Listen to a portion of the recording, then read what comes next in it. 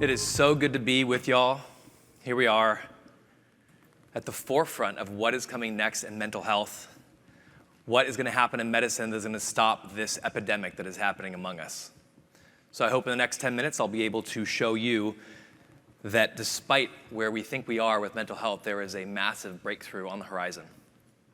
My story with mental health starts with my mother-in-law, Joyce.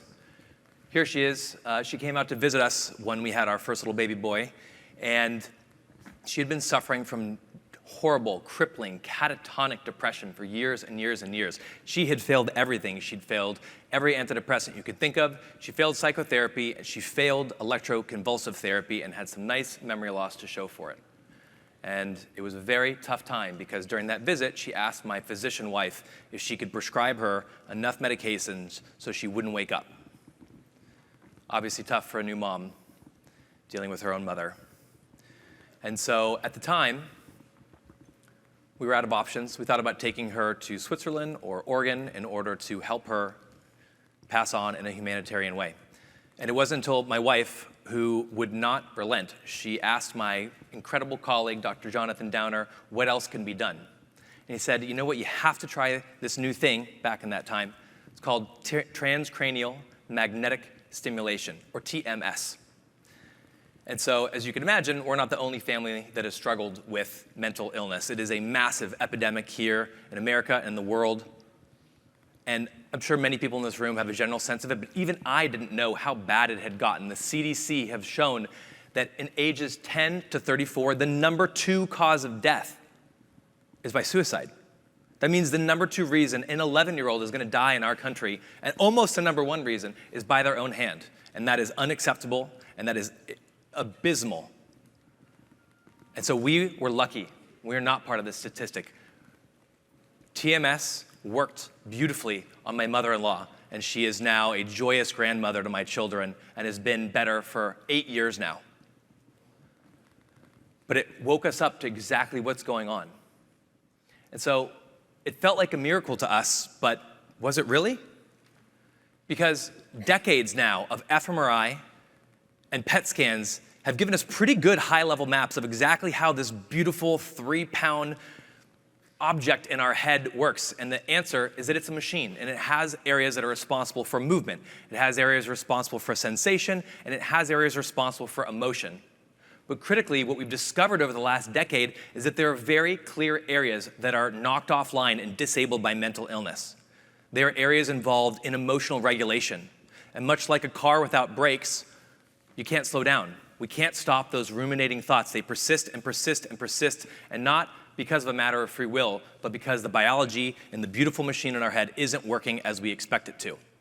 And what TMS does, these focused magnetic pulses, it essentially delivers powerful, focused magnetic pulses to very small patches of cortex in the brain, and it can reset these areas. And so these pulses allow us to break people out of the disabled state they're in and bring their brain back into balance. And so there's a lot to like about TMS. It is incredibly effective. This is real-world data, not from an academic study. If you look at patients across clinics that do this, about 50% of people get out of depression. They get a full remission. And 70% see a meaningful response. So it's very effective. It's also incredibly fast. We have had patients respond in as little as a few weeks. We had one patient, his name was Casey, and on Monday he said, if this doesn't work, I'm done trying with life. And 2 weeks later, for the first time in his adult life, he was able to live again and feel joy. And he came back online with this incredible technology. So you might be asking yourself, well, Don, if TMS really is as sublime as you suggest, why isn't it everywhere? It's a really great question. Why is it that TMS is probably something at least half of you have never heard of and continues to persist as this backwater of psychiatry and mental health? And the reason is there's a good answer. There is always a good answer. And here, it's that current instantiations of this technology just simply do not scale. You can't have a $100,000 plus room-sized piece of equipment that takes weeks and weeks to learn and expect that that's going to reach hundreds of millions of people around the globe. And so we have spent the last several years here at Ampa, just got our FDA clearance, developing technology that is as light So light you can hold it in your hand. So this is what a TMS coil looks like when you've thought about it and miniaturized it so that it can be democratized and scaled out to as many locations as possible. And in the middle of it, we have a camera that lets computer vision AI take over and assist with the placement so you can get it down to the millimeter without having to have a very complicated room full of equipment. But then I would say, who cares? Why does it matter that we have successfully scaled a technology that almost nobody wants? Almost no patients get this. About 100,000 people a year get this, and as we know, there are tens of millions of patients in the United States that could benefit from this treatment. So we're getting less than 1% penetration. And why is that? Well, what I didn't tell you before is that a standard regimen of TMS takes 36 days.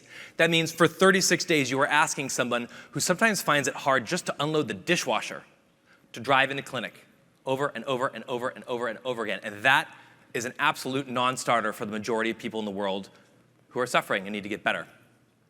And so as my getting TMS is a PIB, which is what my grandfather used to call being a pain in the butt, which he originally, it was his name for me. So it's an incredible technology, really effective, really fast, really hard to get. So we asked ourselves, instead of 36 days, what might be possible in a single day? What if you could deliver all of TMS in one day? And people have tried this before to very little success.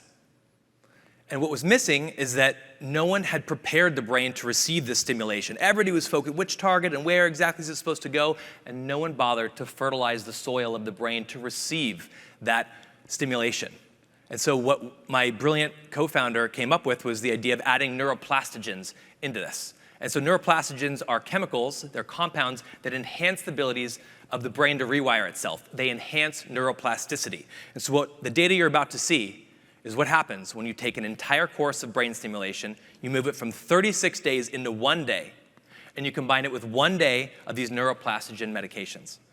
We had hoped that you wouldn't lose too much efficacy in switching from 36 days into one. You might get at least a third of people into remission, because who wouldn't want a treatment that in 1 day can get a third of people out of depression? That sounds great. But that's not what we saw. We saw something absolutely jaw-dropping with this data. We didn't even publish it at first. We had to replicate it somewhere else because we saw a 70% remission rate from depression in a single day of treatment and a 90% response rate. And this has now been demonstrated in over 100 patients across multiple clinics because as scientists, we didn't even feel comfortable publishing it for a while. The preprint just came out in December, and now we're trying various forms of this. But this is what a one-day treatment looks like. And what's so interesting about this is that 1 day of stimulation and 1 day of these neuroplastigens, and you follow trajectories out. After 6 weeks, most folks are in remission from depression.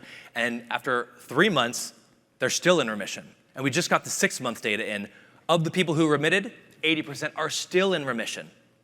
So we now have data suggesting there is a 1-day treatment for depression that gives a 70% remission rate, a 90% response rate, and is durable to at least 3 to 6 months.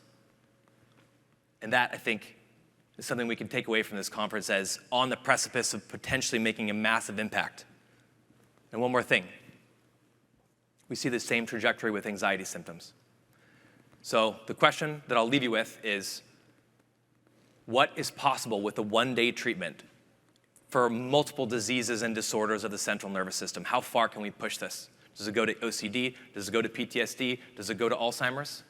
If Dr. Kraft invites us back next year, I'll let you know. Thanks.